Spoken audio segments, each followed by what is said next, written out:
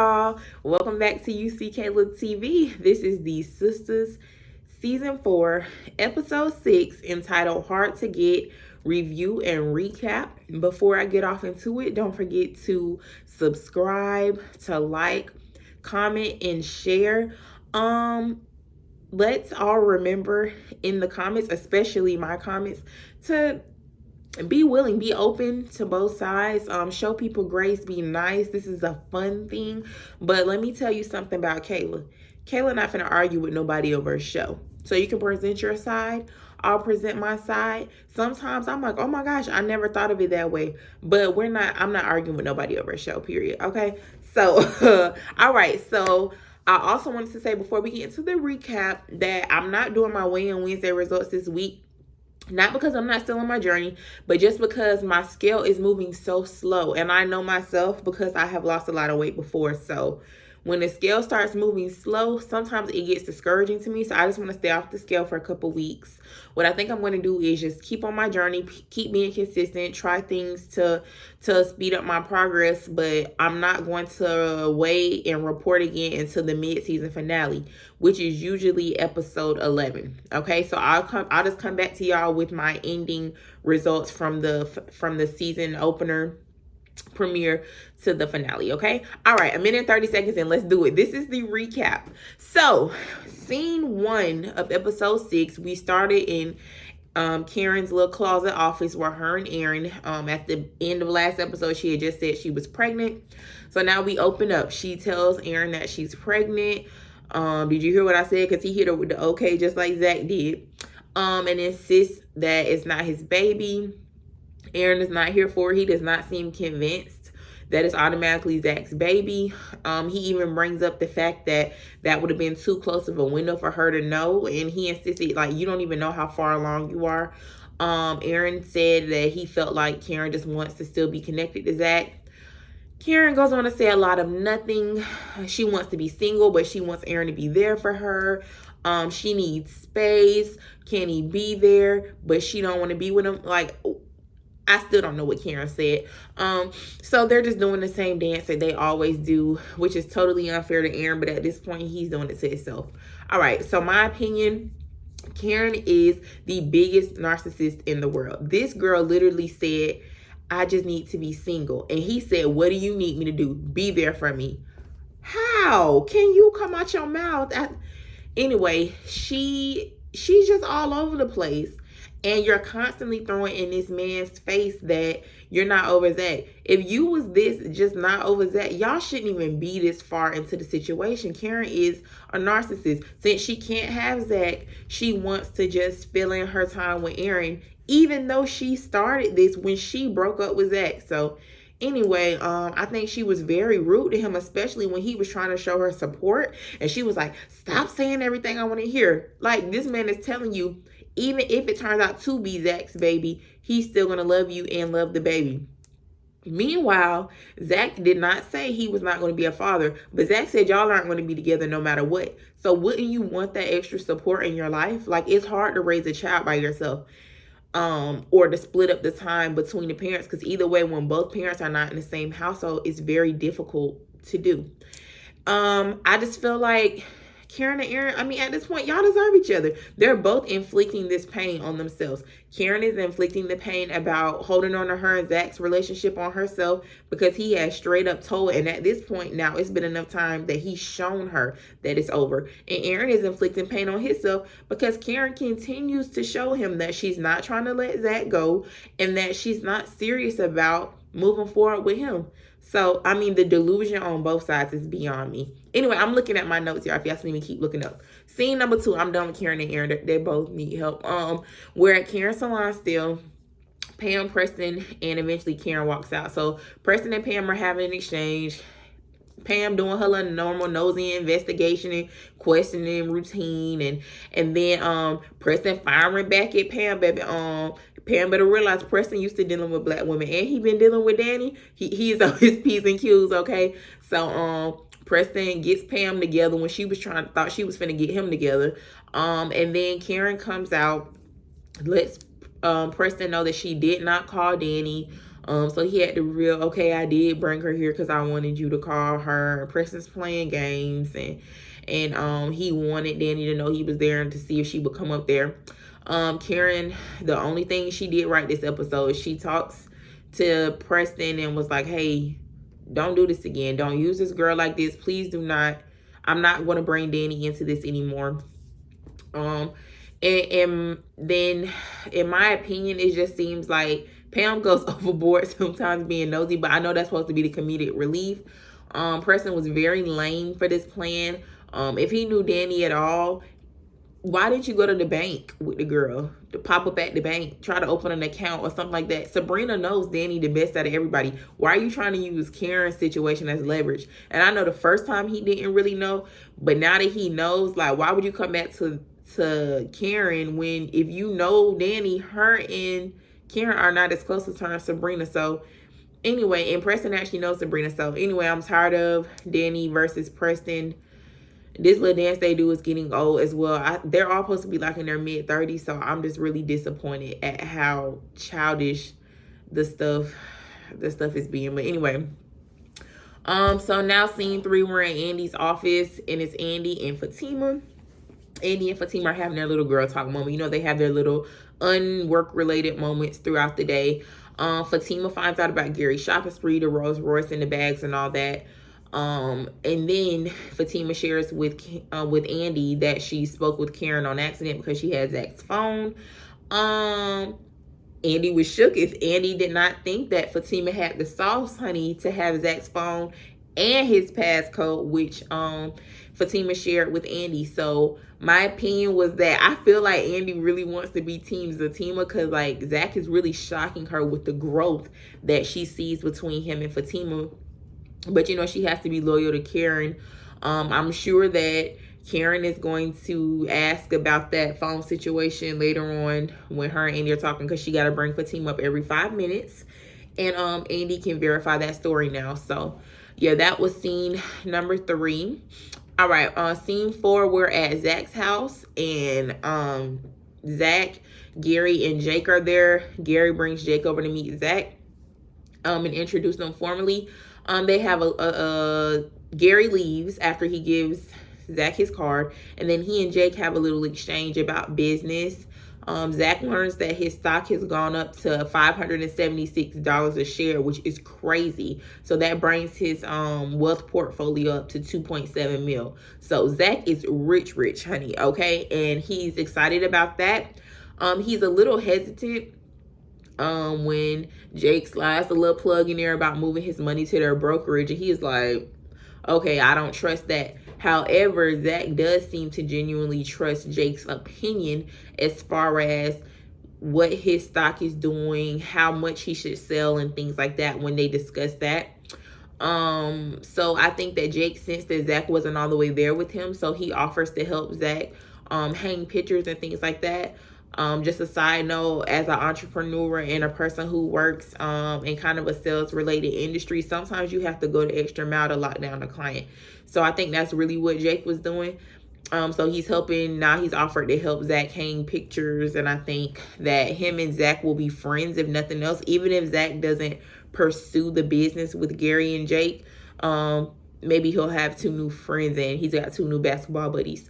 It's good to see Zach have that male companionship, in my opinion, that he's trying to be more business minded. He's aligning himself with the people that he wants to be. If you want to be a millionaire, you got to hang out with millionaire billionaires. You can't hang out with people who's struggling like you. Not to say you can't have friends on your same level, but you need to be like-minded as far as trying to elevate. So that's what Zach is trying to do. I think it's very positive, because the Zach that we got to know when the show first started was his whole world was Karen. You know, you never saw anything other than Zach was at the airport cheating or with Karen. So this is good that Zach is finding some other friends and some healthy outlets outside of Fatima, so that he can continue to grow and be a whole person, because Fatima cannot be his whole life and Zach can't be her whole life. So I'm glad he recognized that, and he even mentioned that, and I think in episode 3 or 4 or something, he was like, they got to do more than this, referring to they have to do more than just have that physical intimacy. They still have to have lives outside of each other, and he's correct. That shows growth in Zach. All right, scene number 5. We're at the airport with Danny, El Fuego, and Logan. Later, Preston is going to call Danny, and later Karen's going to call Danny. So we're going to lump all this together. All right, so Danny's at work. Karen does not call Danny. Danny calls Karen after she gets off the phone with Preston. So, all right, Danny's at work. El Fuego pops up, and she literally pays him dust. I feel like she was unnecessarily rude, especially since they just spent the night together. Like, that's not a way to treat a person. If she feels like he's a prostitute, like she's treating him beyond not respecting his work as a stripper, she treats him like a prostitute off the street. So if that's how she feels, it's just like, why are we doing this? Then Logan pops up and gets her way as usual. She's like, I told you I'd let you know about dinner. Go ahead, I'm trying to go. She was rude to him too.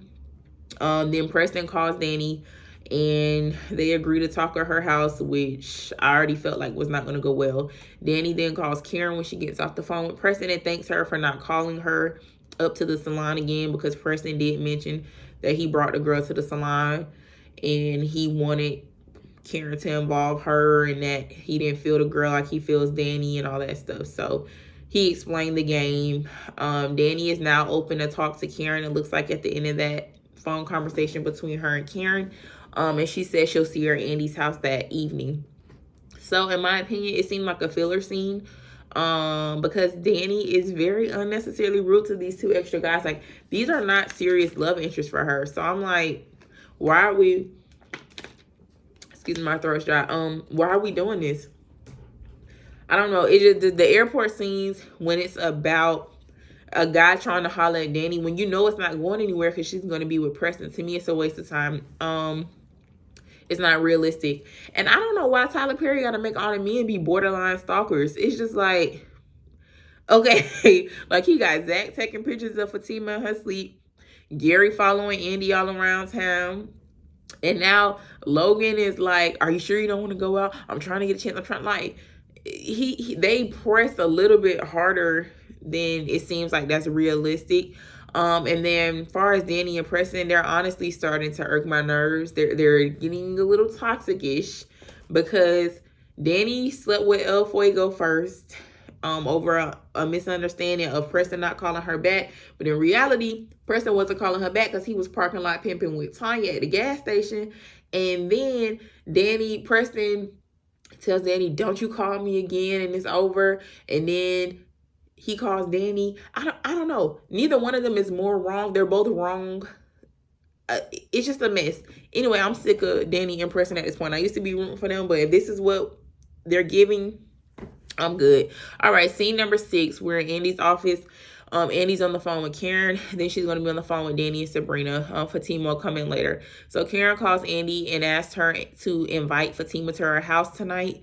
And says that it involves, what she has to say involves her too. Andy hangs up and immediately calls Sabrina. Oh, no, I'm sorry. I don't think Karen called Andy. I think Andy called Karen. And when she called her, then Karen brought it up. But anyway, Andy, after they hang up, she immediately calls Sabrina and Danny. And she's very alarmed because she knows her friend. And she knows Karen's intentions are not pure for Fatima to be there. Danny immediately agrees with Andy that it's a bad idea. Sabrina seems open to it and trust. I'm really getting very tired of Sabrina being so team Karen, or her and Karen aren't even cool like that. Like, Karen don't even be having her back like that. And it seemed like she been so team Karen as far as when it comes to Karen versus Fatima. And it's like, Sabrina, what did Fatima do to you? You don't know this girl from a can of paint. But anytime Fatima is brought up, then, oh, Karen's in the right. And like how much she hates Zach. It's just like, Zach really hasn't done anything to you. Yeah, him and your friend ain't cool. But she be overly rude to Zach, like when he comes into the bank and stuff. So Sabrina need to go on here. She need to worry about Calvin and his issues that they can never straighten out. But anyway, so after they get off the phone with the girls and they're like, fine, we'll see you tonight, see what happened. This is a hot mess. Fatima comes in to report that she's done working for the day, and that the clerk, which is because they work for a law firm, the runner can't get to the court clerk and they have to back up to tomorrow. So she's trying to go. Andy kind of starts to ask Fatima, and then she's just like, can you save an hour for me later tonight if you don't have plans? So right now it's kind of unclear if Andy's going to invite Fatima over. In my opinion, I hope Andy uses better discernment than that, but I don't think she is. I think she's going to invite her. She should be a better friend than that, putting her in harm's way. Not harm's way, because Fatima can't, have her own, but Fatima doesn't have any allies there. And when she gets there, Andy is probably going to try to be being neutral, or she's going to be on Karen's side. So if Andy is actually Fatima's friend, this is just a messed up situation all the way around. So we'll just see what happens with that. Scene number 7. We're in Maurice's apartment. It's Maurice and Calvin. This was really brief. Maurice come home. Calvin's fuming on the couch still about the date that went bad with him and Sabrina. Maurice tricks Calvin into telling him kind of what happened, because Calvin just assumed that Sabrina told Maurice what happened like he always does. Then of course Maurice jokes about Calvin not being able to fight. Calvin storms off. I don't have much to say. Maurice is always funny. I don't care about Calvin's revolving storyline. All right, next. Scene number 8, Danny's apartment. Danny and Preston. Preston comes over to talk. They come to zero conclusions. Danny's unwilling to compromise, and so is Preston. They talk to each other, but Danny she does not care to break things down and explain things to Preston the way he needs, as he would put it, take him by the hand. And Preston is also not understanding of Danny, that when it takes her a lot to open up. So when she does open up and she gets to explaining to him what she needs from him, he shuts her down because he takes it as a personal attack. Neither one of them are hearing each other. So in my opinion, I'm just tired of them.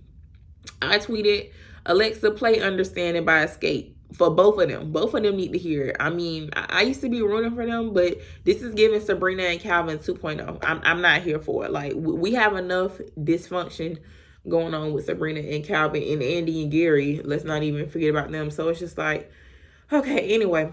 So scene 9, we're at Zach's house. Is Zach and Jake, and then Fatima comes in. Fatima comes to Zach's house, and then her and Zach give each other the phones back. They briefly discuss the phone mix-up. Fatima's like, who was Keisha? Now, I thought on the preview in the episode, she had said who was Angie. So she don't even remember. Tyler Perry don't even remember what name he was supposed to be questioning her about. I knew that he just put that in the preview and in the episode to get us riled up, and it wasn't even going to go anywhere. Because I could have swore she said who was Angie, not who was Keisha. But anyway, Zach lightheartedly addresses the fact that Fatima gave him a fake password. And he drops the bomb on her that he has 2 phones. But before Fatima can respond, Zach introduces Jake. And it's revealed that Jake works with Gary. Fatima puts 2 and 2 together when she gets Gary's last name and realizes it's Andy's Gary, or Scary Gary as we call him. And Zach invites Jake to be on his team for the basketball game that he's going to play later that night. So in my opinion, I don't think the 2 phone thing or the fake password thing are going to be serious or deal-breaking issues for Fatima. We're probably going to get a Fatima scene where they talk it out and they're going to resolve things before Zach goes to his basketball game. Fatima is probably going to advise Zach against trusting Gary with his money. But in true Fatima fashion, I do not believe that she's going to tell Zach that her and Gary have exchanged words before, because she doesn't want to start unnecessary drama, unlike Zach's former beau, Karen. I don't have a real opinion on Jake yet. I've heard in some leaked information that Jake is going to be a character on the Fatima show, and that he's a friend of Zach's. So I'm not necessarily distrusting him at that point. If I didn't have that information, I might be looking at him kind of weird, but I do. So I can't pretend like I don't know it. All right, scene 10. We're on the phone with Andy and Karen. So this time Karen does call Andy. She's asking if she invited Fatima. Andy states her concerns and objections. Karen continues to press the issue and begs her friend to trust her. So Andy agrees. In my opinion, Karen is just so desperate to have a moment with Fatima that it's just pathetic at this point. Like, first she was desperate for her moment with Zach. She finally got that moment in the closet, office, whatever, and Zach dropped the bomb and was like, hey, I love Fatima. We're over for real, for real. I don't care if you're pregnant. We're not going to be together. I'll be your father, but I'm not your man. So that moment didn't do for her what she thought it was going to do. So now she's got her sights set on Fatima. And it's just like, I don't see how people can defend her narcissistic and devious behavior. Like, she's past messy. Like, this is beyond me. And she's literally trying to stir up drama for Zach and Fatima at this point because she's hurt. Be hurt with Zach. Fatima doesn't owe you anything. She doesn't. And you cannot defend the fact that Zach has made it clear that it's over. He's made that clear. Slavery is over, people. She does not own Zach. Just because you was with somebody for 3 years doesn't give you the right to try to run their life for the rest of their life. At any time when you're dating a person and that person decides, I don't want to be with you no more, they don't have to be with you no more, period. So it's beyond me how Karen is acting like this and how people can defend that. And I'm not saying you have to be as a team of fan, but just right is right and wrong is wrong. Karen, I don't think she honestly believes that her pregnancy concerns Fatima, because if she does turn out to be pregnant, bring the baby to term, and it's Zach, and it belongs to Zach, she's not going to want Fatima involved in the decisions with that child. So why she's acting like it concerns Fatima? She just wants to embarrass Fatima with the pregnancy news in front of the girls. And I hope that Tyler Perry has written in for Fatima to read Karen for filth, because she deserves it. And I hope that Karen's heart gets broken again, like Zach broke her face in that office, for intentionally trying to hurt Fatima. Like, she deserves it. All right. So, scene 11. This is the last scene where Andy's condo, she's at her front door and Gary calls. Andy's aggravated that Gary is calling. He is like, he wants to come over. He's trying to sweet talk her. Like, do you like your surprises? Andy couldn't front like she didn't like the surprises, child.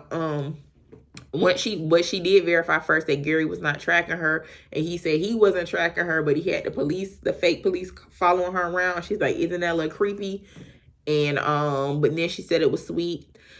But still, she rushed him off the phone when he kept asking if he could come over. In my opinion, either Andy gonna take Gary back or she's not. I'm over it. I'm sure this is just a build up for another grand surprise. And if she takes them back, it still doesn't address their toxic cycle. So we'll be back here again. All right. So the preview for episode 7, which is entitled Moving On Up. Andy comes into her home. So on the preview, Andy comes into her apartment, condo, whatever. And there's a gentleman in there saying, oh, you got a great deal on this property. And she's like, I did. And we find out that Gary has purchased the penthouse apartment for Andy.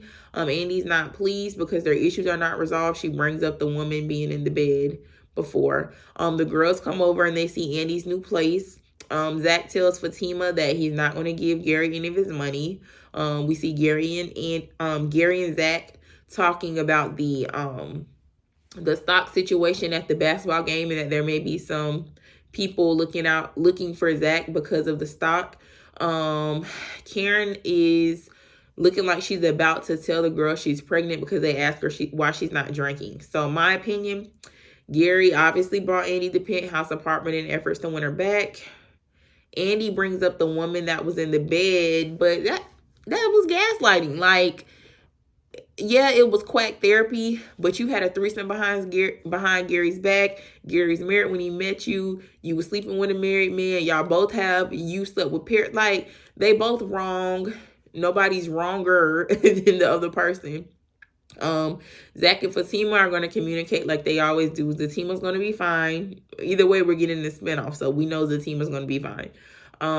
Zach might need Gary in his corner more than he thinks, and if he does, Fatima's just going to have to be okay with that. Like, if it means helping Zach, and we all know Fatima do anything to help Zach.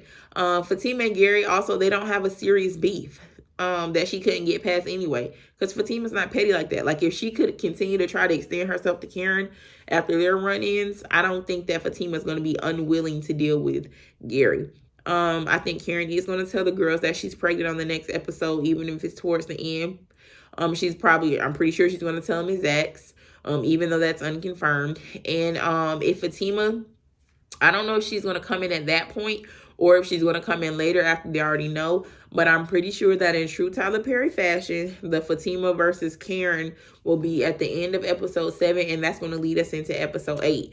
And if you look at the synopsis for episode 8, which is entitled The Sister, I think I'm probably right. It's like Karen tells some big news to the sisters, and Fatima becomes the casualty of war or something like that. So I'm pretty sure that this running is going to be at the end of episode 7 going into episode 8. So anyway, that was my recap and the preview for episode 7 that we'll see next week. Thank you guys so much for watching. Remember to like, comment, and share.